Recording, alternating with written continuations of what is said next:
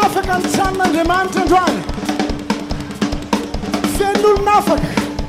Androany zany tsy mentsika toerana devoly saona. Tsy mentsika toerana devoly saona. Amin'ny famasinana tanterakantsika.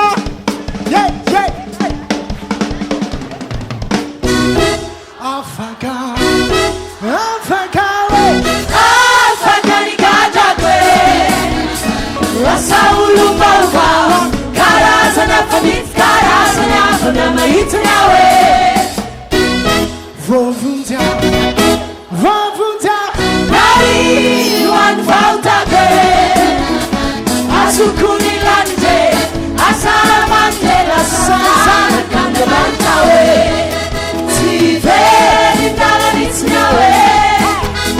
Fahasoavanao. Nahatoy izao. Tsy hitoditodika. Izao Lasa vainga-tsira. Hanitsy amin'ny bokin'ny lanitra mihitsy. Bokin'ny lanitra mihitsy. Nosoratany ny anarako. Bokin'ny lanitra. Bokin'ny lanitra mihitsy.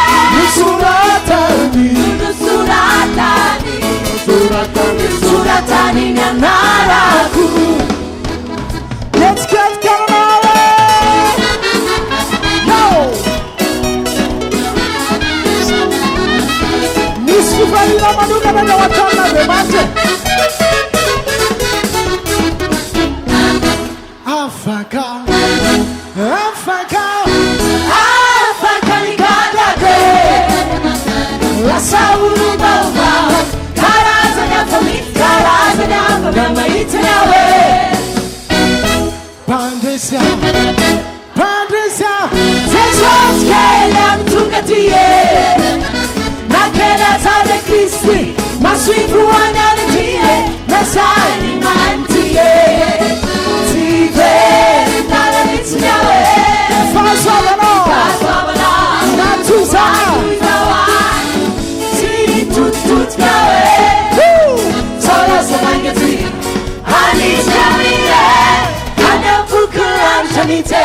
Bokin'ny lanitra mihitsy. Nosoratany ny anarako. Bokin'ny lanitra. Bokin'ny lanitra mihitsy.